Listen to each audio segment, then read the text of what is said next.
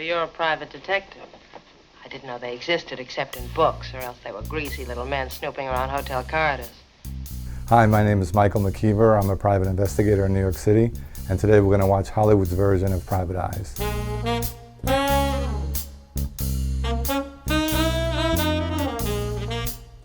That story I told you yesterday was just a story. Oh, that. Well, we didn't exactly believe your story, Miss.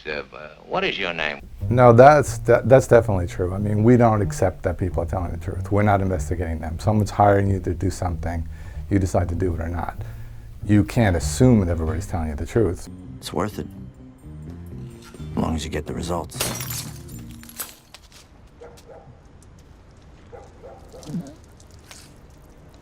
Well, it's kind of preposterous. I've never known anybody to break into a place. I mean, you know, you have to deal with the fact that people ask you to do something illegal, and you have to decide whether you're going to do everything and take the chances, or you want to stay in business and not be driving a cab in 5 years, and you don't do illegal things. Accessories?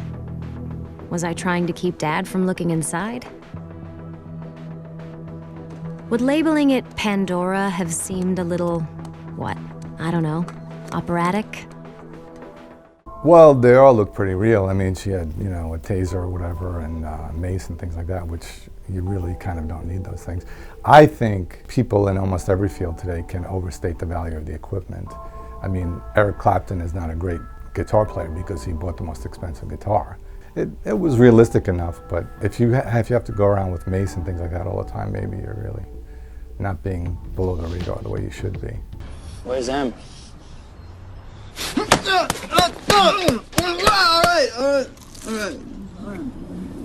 There would really be no way of bringing violence into any interrogation. I mean, if you ask people, I like the Mr. Rogers approach, that you're nice to people and you have to be persistent, you have to listen.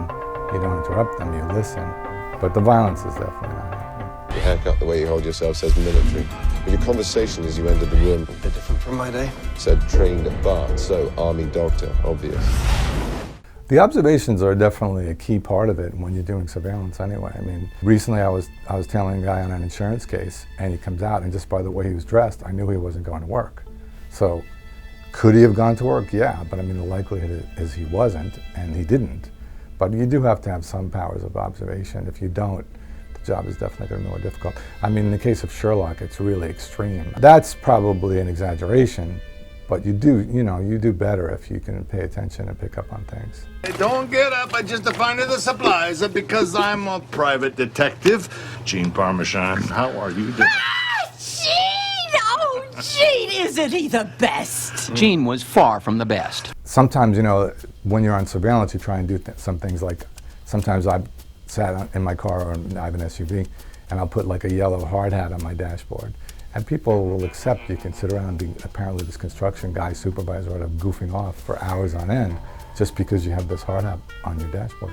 But the other stuff, the really extreme things, disguises and things, I don't know of anybody who really would do that. A bus? You're on a case and you're riding on a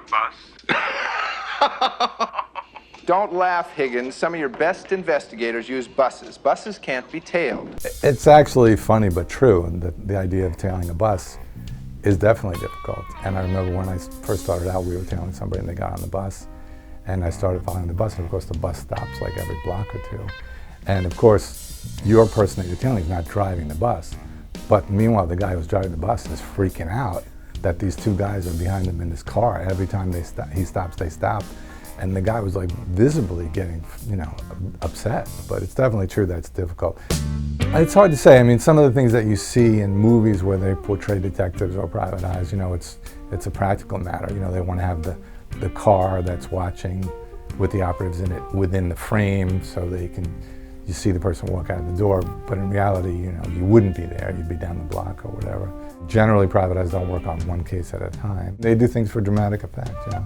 The private eye biz can be, you know, boring with moments of excitement here and there. But it's generally, I think, portrayed as easier than it really is.